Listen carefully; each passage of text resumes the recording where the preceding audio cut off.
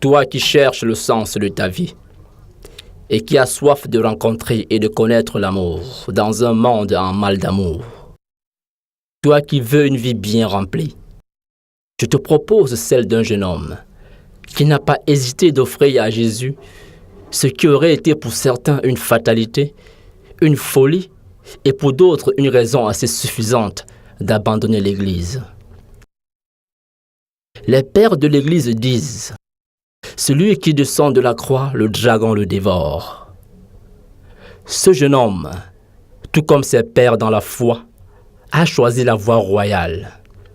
Il a accepté sa croix et offert sa souffrance pour les jeunes de son temps, de ce temps et du temps à venir, afin que ces jeunes puissent bénéficier en Jésus les grâces de l'offrande qu'il a faite en Jésus.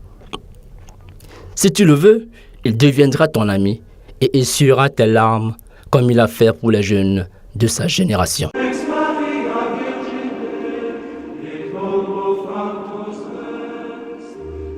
Ce jeune frère débute son pèlerinage terrestre au lendemain de la Deuxième Guerre mondiale, au cours de laquelle le mal d'amour a atteint son paroxysme.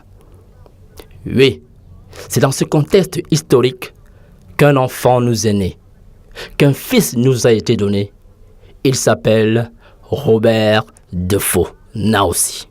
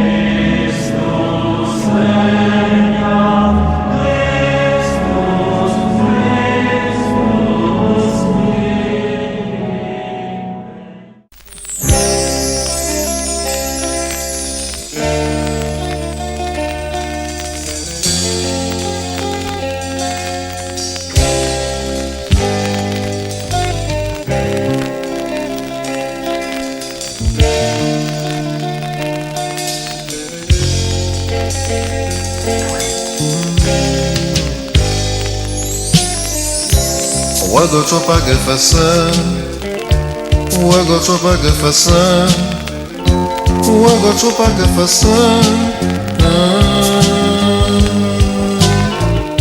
wago chopa gefasa, wago chopa gefasa, wago chopa gefasa,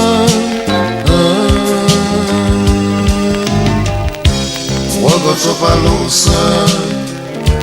Wago chopa chapsa, wago chopa pinsa, wago chopa lusa, wago chopa chapsa.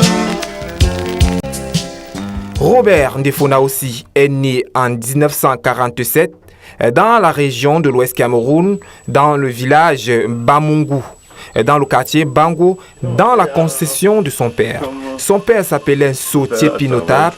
Il épousa 4 femmes, dont la première femme fut la mère de Robert Defoe-Naosi. Elle s'appelait Signé Marie. De l'union entre papa Sautier et maman Signé Marie sont nés 8 enfants, dont le 4e fut Robert Defoe-Naosi. Robert Defoe-Naosi vit le jour dans une famille païenne et illettrée. Un jour, à l'âge de 7 ans, il dit à sa maman: « Maman, je veux apprendre à lire et à écrire comme le font les Blancs. » Sa maman surprise lui demande: « D'où te vient cette idée d'aller à l'école ?»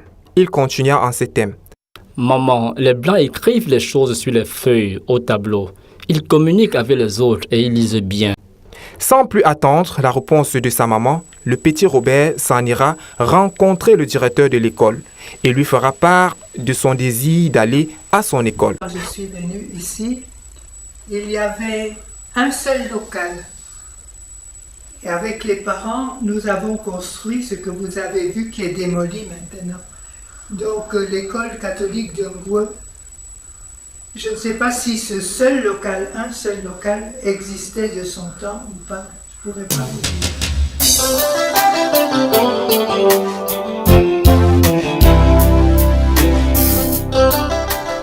Robert, très jeune, habitait à environ 4 km de l'école catholique de Ngoué. Le directeur lui proposa, comme d'ailleurs à d'autres élèves, d'habiter chez lui pour être plus proche de l'école. Il restait avec le directeur comme un internat, quoi. Il recueillait ces enfants-là.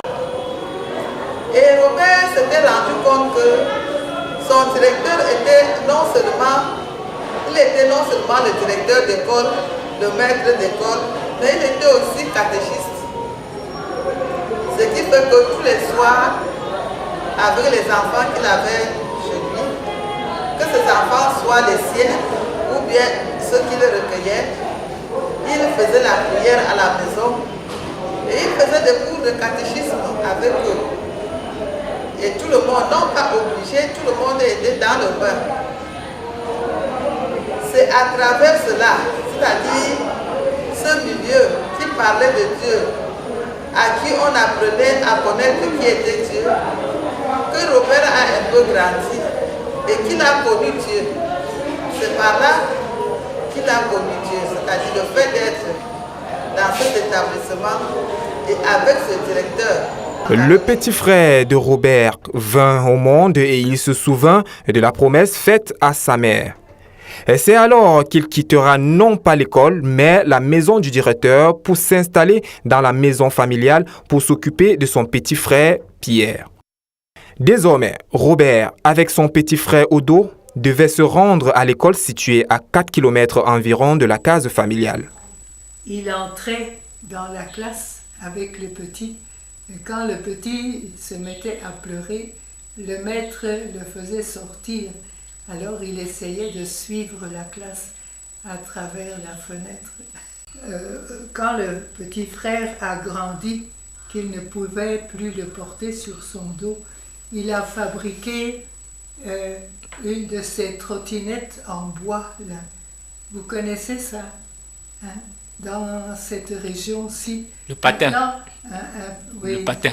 Voilà, Je connais le patin, oui. Il avait construit un patin pour mettre son petit frère dessus parce qu'il avait des difficultés. Robert Ndefo aussi, ayant reçu la formation au catéchisme, devait avoir le privilège, comme d'ailleurs plusieurs de ses camarades, de recevoir le baptême en 1957.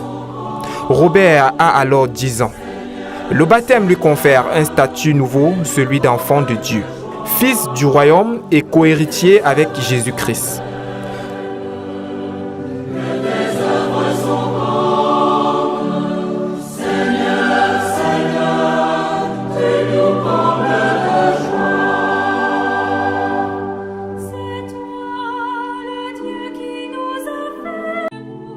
Robert passa brillamment son certificat d'études à Bafoussam en 1965 et projette de devenir prêtre de Jésus-Christ.